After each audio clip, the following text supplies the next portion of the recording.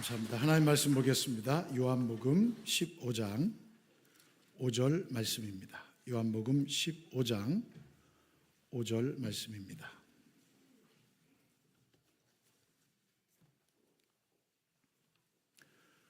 요한복음 15장 5절 말씀 제가 봉독해 올리겠습니다. 나는 포도나무요 너희는 가지라. 그가 내 안에 내가 그 안에 거하면 사람이 열매를 많이 맺나니 나를 떠나서는 너희가 아무것도 할 수 없음이라. 아멘. 할렐루야. 우리 전호자 교수님과 함께 인사할까요? 사랑합니다. 축복합니다. 네, 주님의 이름으로 사랑하며 축복합니다. 지난주 화요일 날 우리 전사님들이 계신 그 신대원을 좀 방문해서 같이 이제 저녁 식사를 하고 있는데 전화 한 통이 다 온 거예요. 식사다 말고 제가 이제 전화를 받았죠. 저한테 이제 집사님 한 분이 전화 주신 거예요. 목사님, 저 지금 방금 병원에서 나와서 전화드립니다. 그리고 우리 김은혜 집사님이 전화를 주신 거예요. 그래서 예, 집사님 어떤 일이십니까? 이렇게 왔더니 딱 제가 광고 말씀드린 2주 되는 날입니다. 목사님, 그래서 뭐라고 설명하는데 제가 그 얘기를 못 들었어요. 무슨 처음 듣는 단어라 못 듣고 저는 그냥 다 낫다는 얘기만 들은 거예요. 반응들이 진짜 썰렁하네요. 자, 아니 제가 왜 이 설명을 드리냐면 이분이 이제 그 조직 검사를 해서 검사 결과가 나왔는데 암세포가 없는 거예요. 그 조직되어 가지고.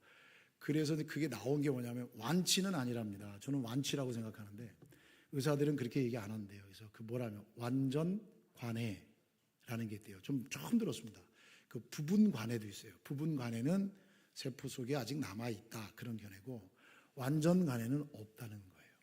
그래서 그거를 이제는 그 혹시 혈액 속에 있을 수도 있으니까 선제적으로 그거를 항암 치료를 하겠습니다. 그래서 10번의 항암 치료를 더 하신다고 하는데 어쨌든 완전 관해라는 그 통보를 받고 이제 전화를 주셔서 저는 이제 막 새벽 시간에 다 났다고 막 이렇게 얘기했더니 막 전화들 하셔갖고 뭐 어떤 일이냐 막 기쁘다고 막 이랬는데 이제 저한테 또 카톡을 주셔서 그게 아니고 이렇게 말씀해 주시더라고요.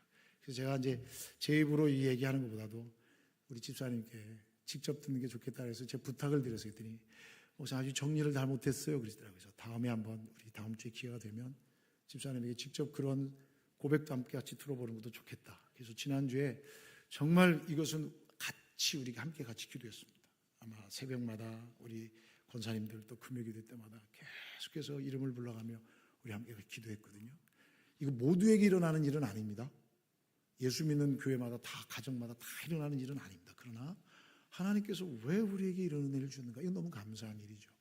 그래서 이 기쁨과 감격이 우리 교회 공동체에 주신 이 기쁨과 감격이 우리를 통해서 더 크게 흘러갈 수 있게 되기를 간절히 소망합니다. 이 기쁨의 소식들이 여러분들의 가정 속에 소망이 되고 빛이 되고 또 기도의 제목들이 되어서 또 하나님이 만져주시고 이끌어주신 놀라움의 시간들이 되시기를 주님의 이름으로 축원합니다. 자, 우리 오늘은 이제 가정의 달 마지막 주일입니다.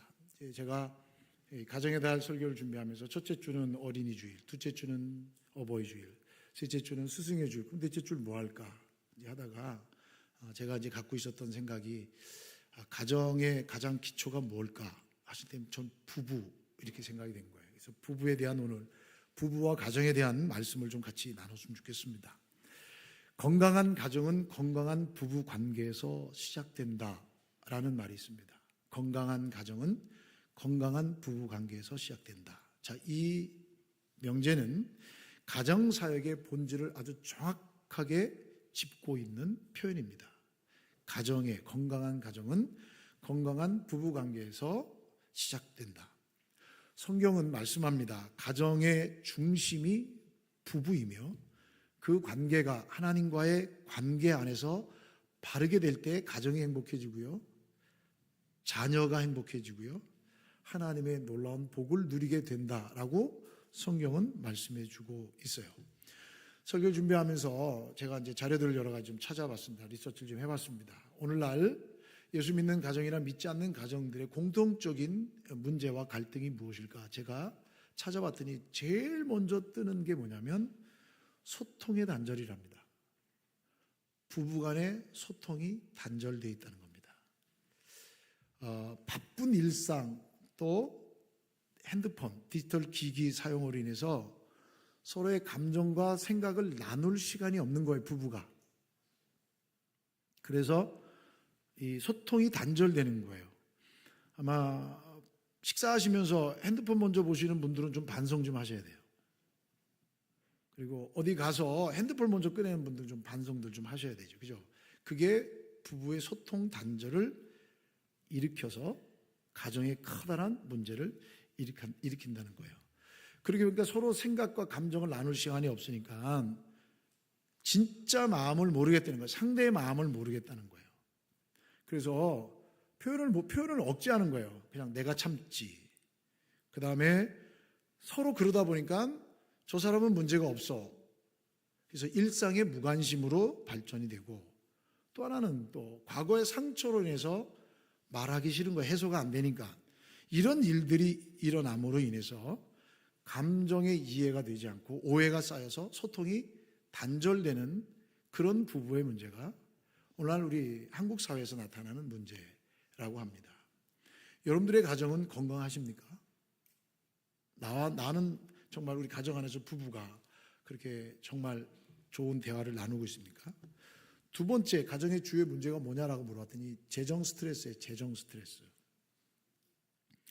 요즘 가정마다 겪고 있는 가장 큰 문제는 이제 주택 마련을 위한 대출 자금으로 인해 엄청난 갈등이 심화되고 있죠. 뭐 이런 거 없는 분들은 분명히 있을 거예요. 없는 분은 또 다른 또 문제가 있겠죠. 근데 어떤 가정은 이게 가장 큰 문제로 대두될 수 있는 거예요. 결국 이 경제적 압박이 부부 신뢰의 시험대로 작용하고 있는 거예요. 왜냐하면 네가 사라 그랬잖아 이렇게 되는 거예요. 너 때문에 그래 이렇게 되는 거예요.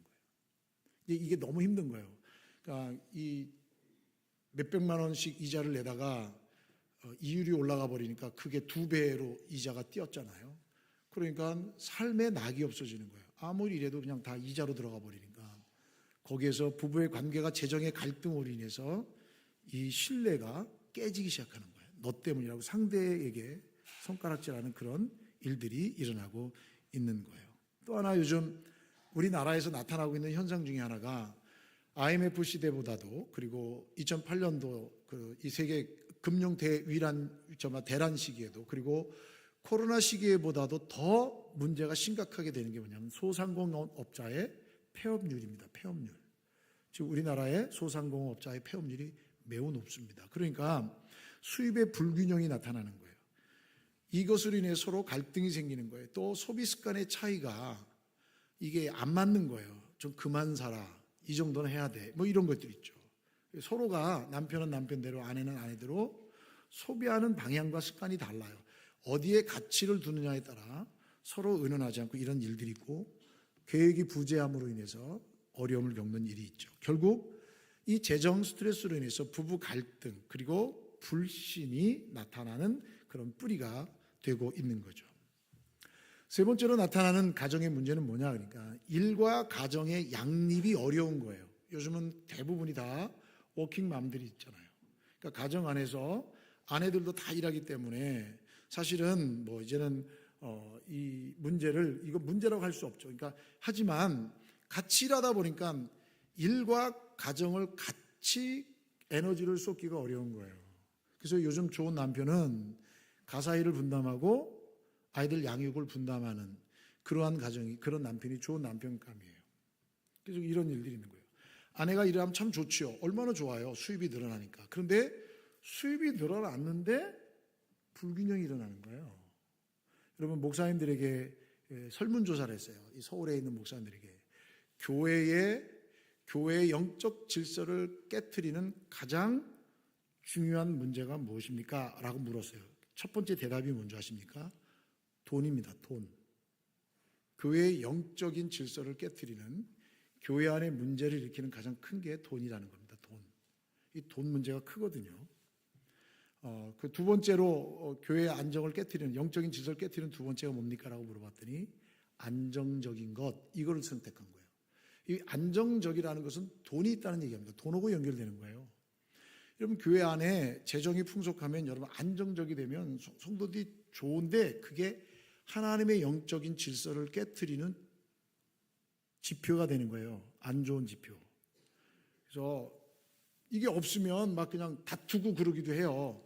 하지만 이 없어서 다투는 것보다 있어서 다투는 게 더 큽니다. 한국 교회 지금 현재 나타난 일들이, 그런 일들이 일어나는 거죠.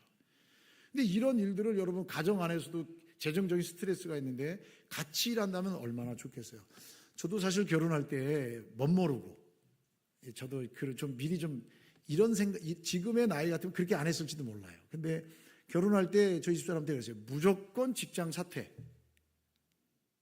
그럼 너 사례비 얼마? 저 27만 원. 한 달 사례비. 제가 그때 아르바이트 할 때 번 돈이 65만 원인데 교회 사례비는 27만 원이었어요. 그거 갖고 어떻게 삽니까?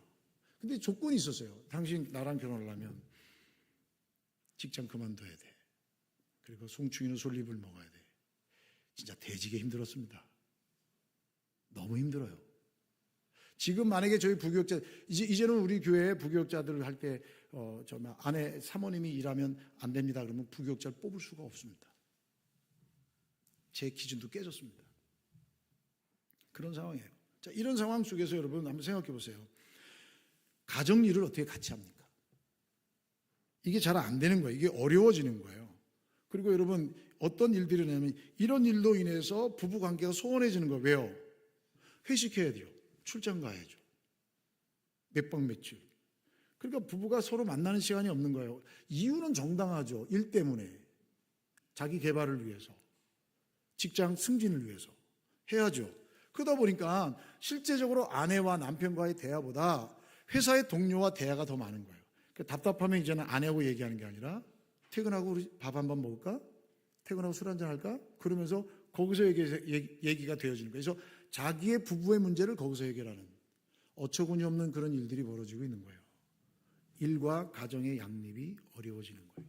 그래서 오죽하면 오피스 와이프, 오피스 허즈번드라고 생겼을까요? 그런 일들이 있는 거예요. 내 아내보다 직장의 동료를 더 가깝게 오랜 시간 보고 있기 때문에 그런 일이 있는 거예요. 그러니까 육아도 경제도 가사도 서로의 기대와 차이가 나타나서 이게 안 되는 거예요. 전통적인 성의 역할의 가치도 변화돼서 이제는 이게 잘 안 되는 거예요. 그러다 보니까 상대방에 대한 불만, 실망이 증가해서 일과 가정의 어려움으로 인해서 가정에 큰 어려움을 겪고 있는 가정들이 정말 많습니다.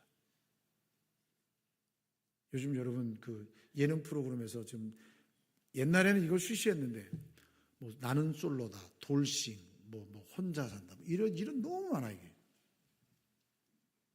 네 번째로 나타나는 가정의 그 주요 문제가 뭐냐?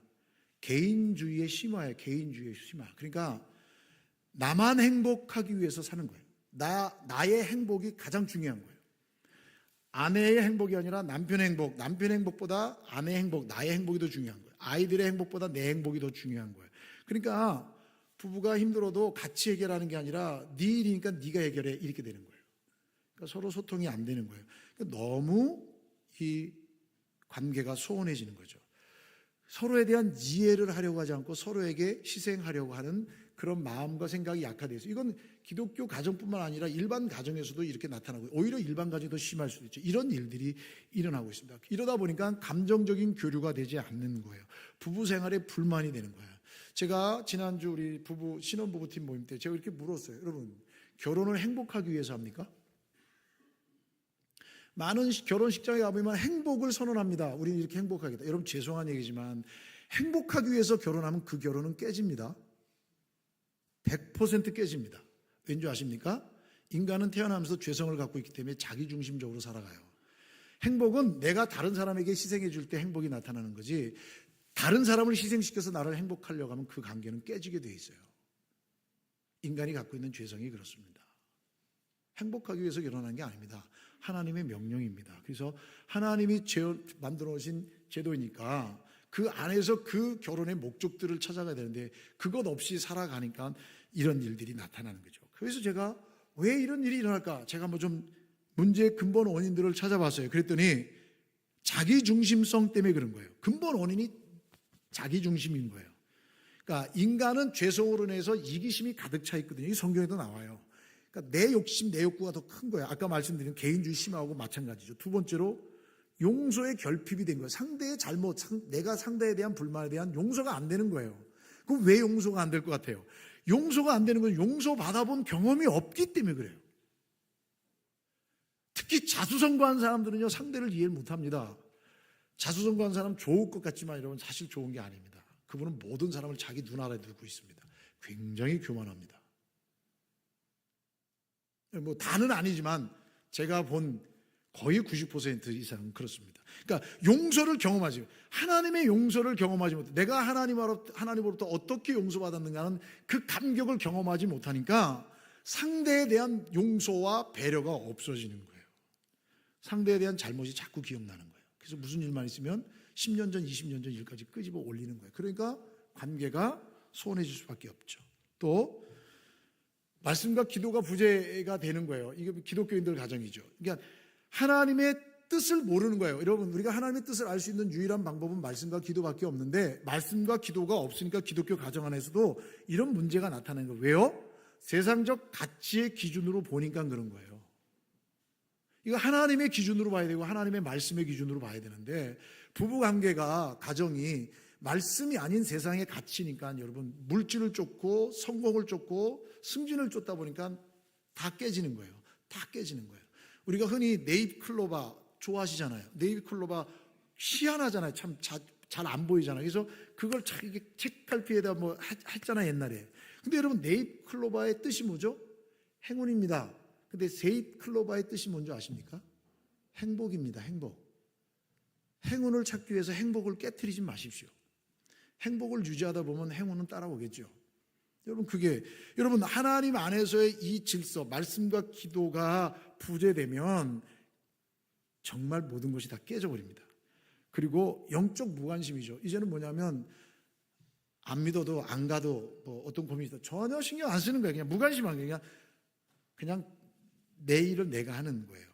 그럼 이거를 해결할 수 있는 방법이 뭔가 제가 찾아봤어요. 그랬더니 너무 천편일률적인 답변을 주는 거예요. 의사소통의 회복. 의사가 불통되니까 서로 소통이 안 되니까 의사소통을 회복하는 게 중요하다. 그래서 적극적으로 경청과 공감해 주라.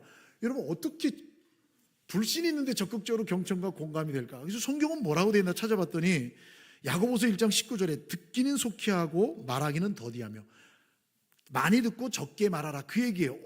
되네? 성경에 이런 말이 있네? 제가 정직한 감정을 표현해라. 이게 여러분 보세요. 서로 불만이 있고 내가 뭔가 어려울 때 감정을 표현해줘야 이게 해소가 돼서 이게 뭔가 좀 정리가 되는데 이게 안 되는 거예요.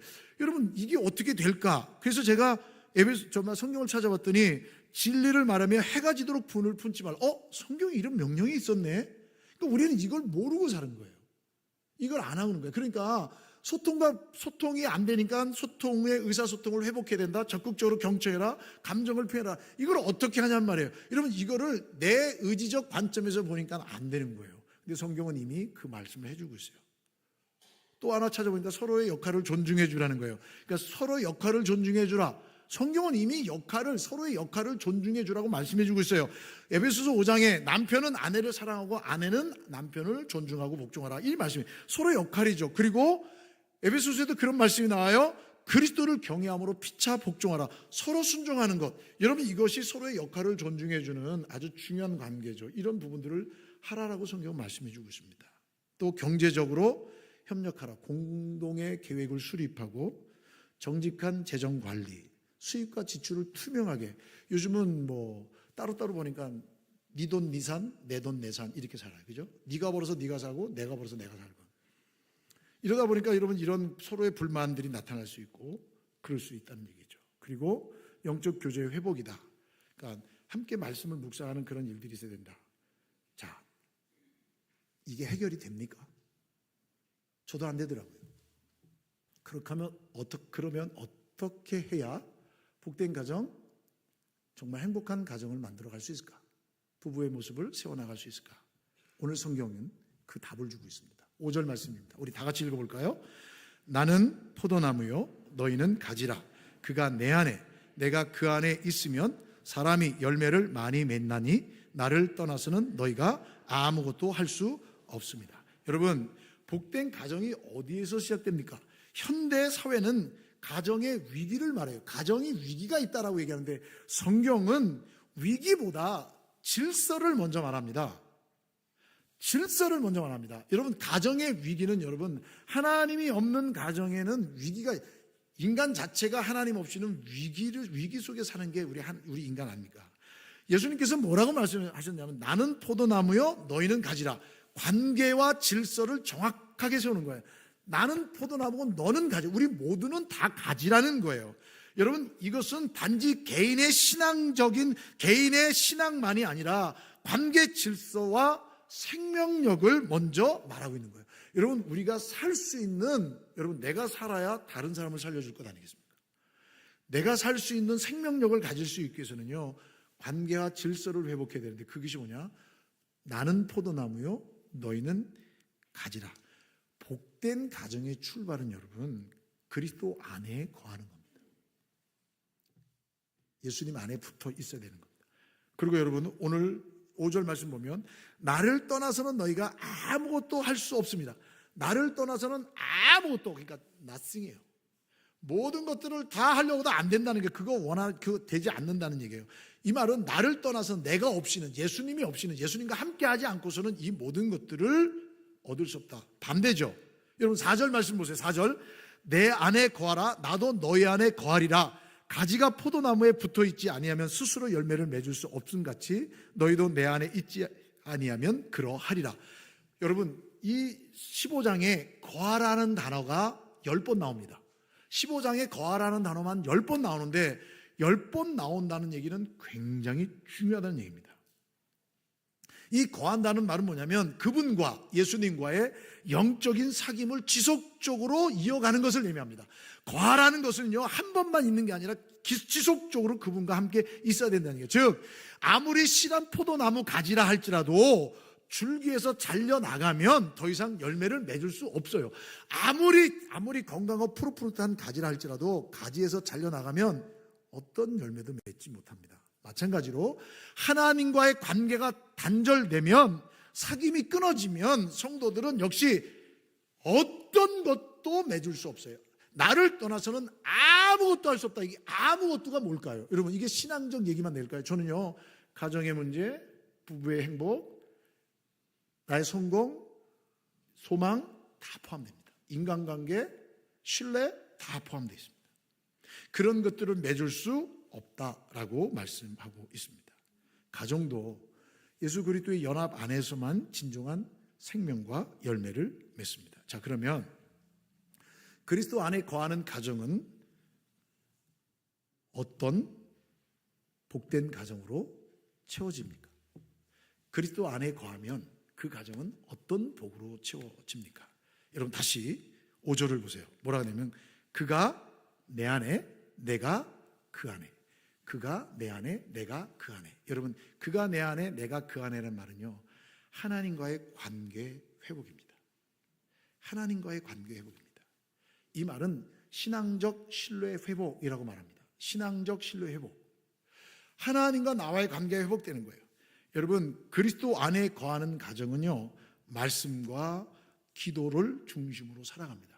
하나님과 나와의 관계를 회복할 수 있는 방법은 말씀과 기도 외에는 없습니다. 말씀과 기도로 말미암아 가정이 회복되는 거예요. 말씀과 기도와 예배, 부부의 기도 생활, 여러분, 이것은 신앙적 신뢰를 형성하는 뿌리가 되는데, 이 관계가 회복이 되면, 하나님과의 관계가 회복이 되면, 그럴 때 진정으로 더 멋진 복된 근원으로 나갈 수 있는 거예요. 가장 중요한 것은 그가 내 안에, 내가 너희 안에. 하나님과의 신앙적 관계, 신뢰 회복입니다. 하나님의 신뢰, 그 관계 회복이 될 때 모든 것이 이루어진다라고 말씀해 주고 있습니다. 두 번째로 보면 사람이 열매를 많이 맺나니, 이렇게 되어 있습니다. 사람이 열매를 많이 맺나니, 여기서 많이 맺는다는 것은요, 한 번만 맺고 끝나는 게 아니라 지속적인 겁니다. 지속적, 그러니까 열매를 계속 맺는 거예요. 가정의 열매, 내 삶의 열매가 계속해서 맺어지는 거예요. 열매 맺는 일관된 삶을 얘기하는 겁니다. 여러분, 일관된 삶은 다른 말로 얘기하면 도덕적 신뢰입니다. 저 사람은 믿을 만해 할 때 우리는 그 믿을 만하다는 얘기를 하루 이틀 만에 믿을 만하다고 하지 않습니다. 최소한 10년, 20년 지켜봐야 믿을 만하다고 그러죠. 1년, 2년 가지고 믿을 만하다고 하지 않습니다. 이런 교회도 마찬가지입니다. 주님의 공동체니까 새 가족들 오시고 또 성도들 오시면 우리가 같이 우리 만나주는데 그분을 일꾼으로 세우는 데는 여러분 최소한 5년, 10년 걸립니다. 쉽지 않습니다. 여러분 사람이 열매를 다시 말해서 계속해서 그러면 어떤 열매일까요? 관계 열매가 맺혀지고 인격적 열매가 맺혀지지요. 여러분 갈라디아서 5장에 나와 있는 성령의 9가지 열매 맞이죠. 근데 여러분 저는 이렇게 생각합니다. 어떤 열매가 맺혀지냐? 바로 정직. 여러분 이 하나님 안에 있으면 정직하다는 평가를 받고요.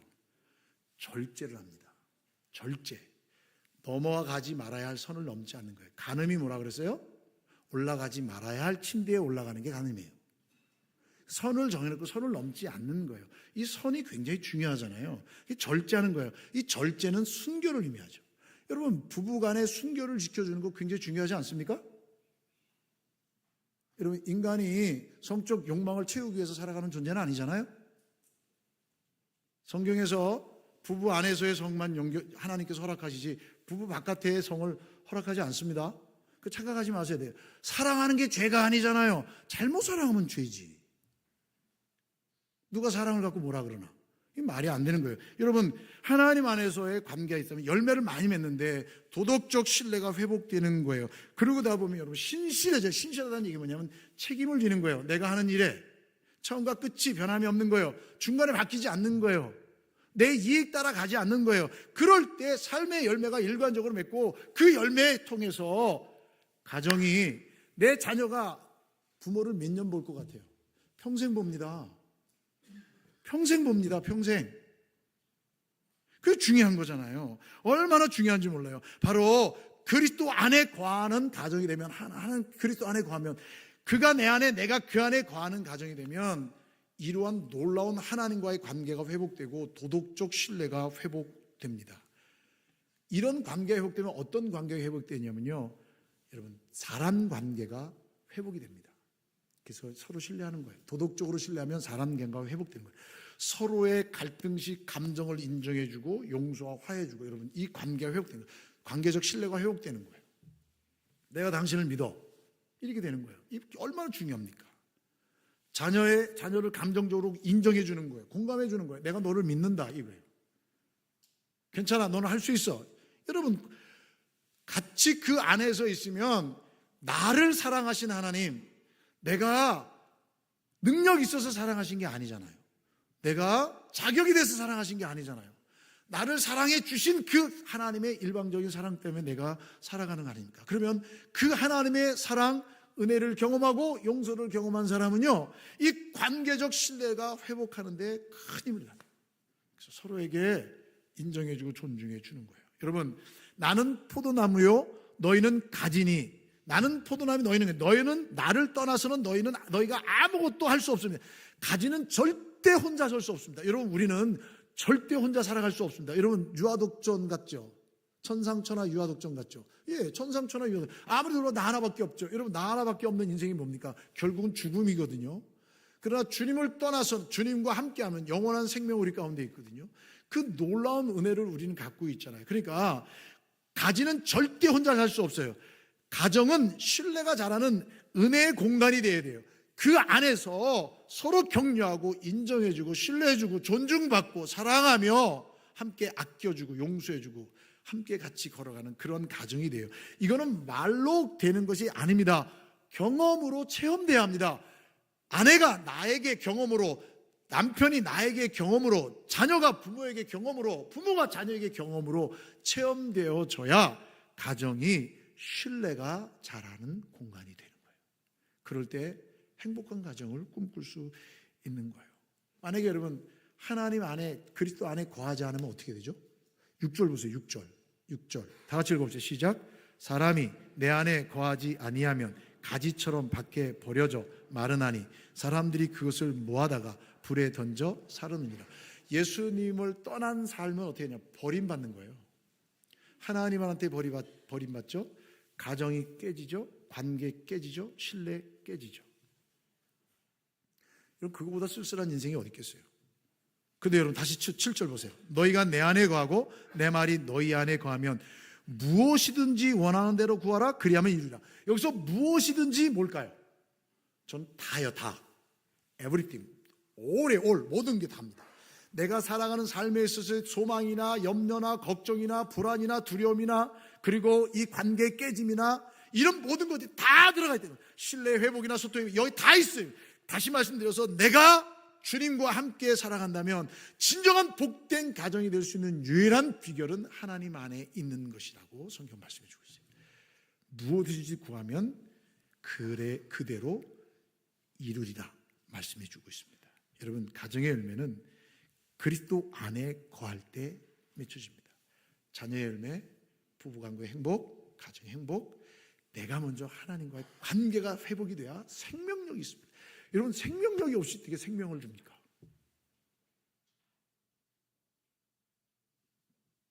제 친구 목사님이, 한 성도님이 무슨 병 때문에 와서 기도를 받았어요. 매주 끝날 때마다 이제 안수기도를 해준 거예요. 근데 이 목사님이 이게 뭐가 이렇게 손이 잘 안 올라오고 막 이런 거예요. 그랬더니 이 집사님이 무슨 얘기 하더니, 목사님, 제 병이 바로 그 병이에요, 그러더래요.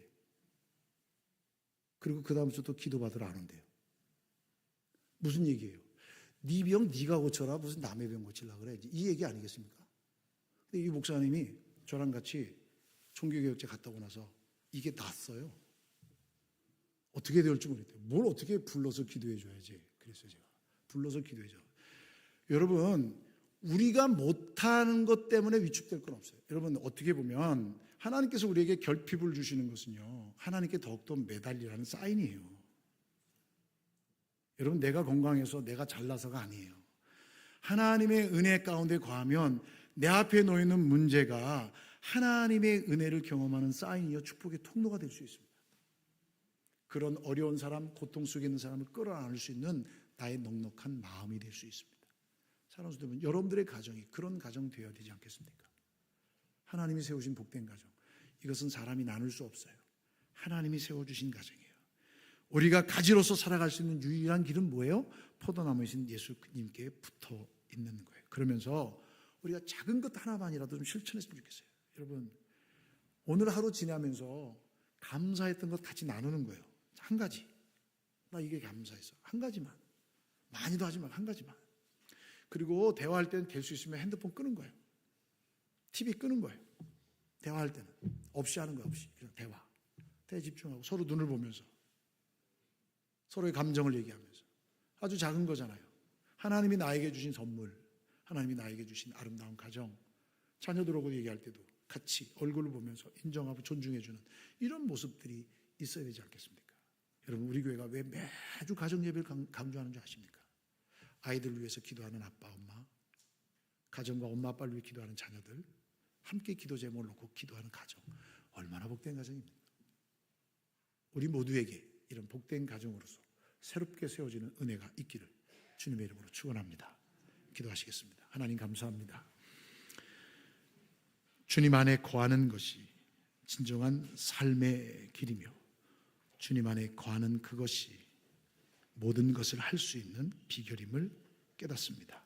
주님, 우리가 다시 한번 주님과의 관계 속에서 새롭게 회복됨으로 세상의 가치가 아닌 하나님의 말씀과 기도로 우리가 다시 하나님과의 관계와 신앙적 신뢰가 회복되는 은혜가 있게 하시고 도덕적 신뢰가 회복되게 도와주시고 또 관계적 신뢰가 회복되게 도와주셔서 우리 가정이 더욱더 복된 가정, 우리의 부부가, 우리의 자녀들이 아름다운 관계를 통해서 주의 뜻을 이뤄가며 주님이 약속하신 것처럼 모든 것을 다 응답받고 체험하며 나누며 흘려보내는 복의 통로가 될 수 있도록 도와주시옵소서.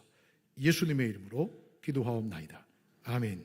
자리에서 다 일어나셔서 찬송가 288장 함께 찬양하시겠습니다.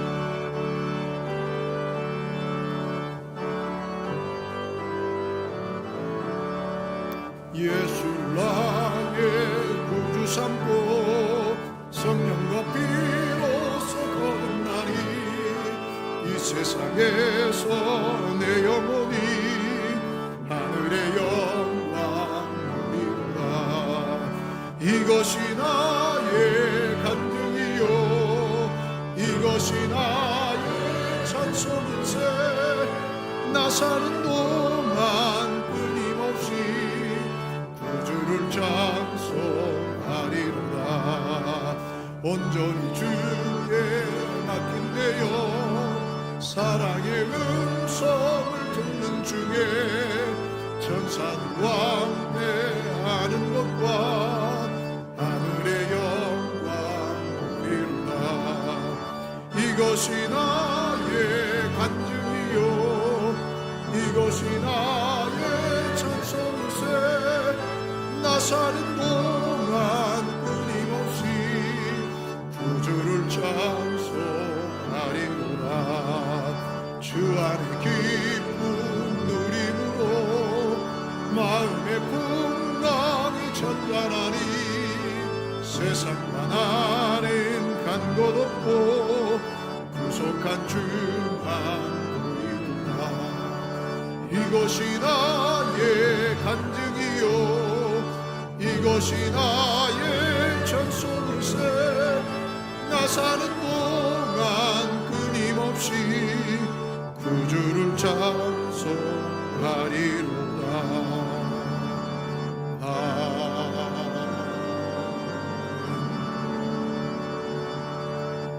지금은 우리 가정의 주인 되시며 우리의 유일한 구원자이신 우리 주 예수 그리스도의 은혜와 하나님 아버지의 넓고 다함이 없는 그 사랑하심과 성령 하나님의 위로교통 감화 감동하심의 역사가 주 예수 그리스도 안에 거하는 삶이 가장 복된 삶임을 깨닫고 하나님과의 신뢰적 관계, 신앙적 관계, 도덕적 관계가 회복되고 인간적 관계가 회복되어 하나님의 뜻을 드러내는 복된 가정, 복된 부부, 복된 믿음의 사람들로서 더욱더 살아계신 주님을 증거하는 축복의 통로로 살아갈 것을 다짐하는 주의 모든 믿음의 성도들 머리머리 위에와 가정 위에, 자녀 위에, 환우들의 간절한 부르짖음 위에, 해외 군에 가 있는 자녀들, 성도들 머리 위에 이 믿음의 공동체와 한국 사회와 그리고 복중의 생명까지 이제로부터 영원토록 함께 있을지어다. 아멘.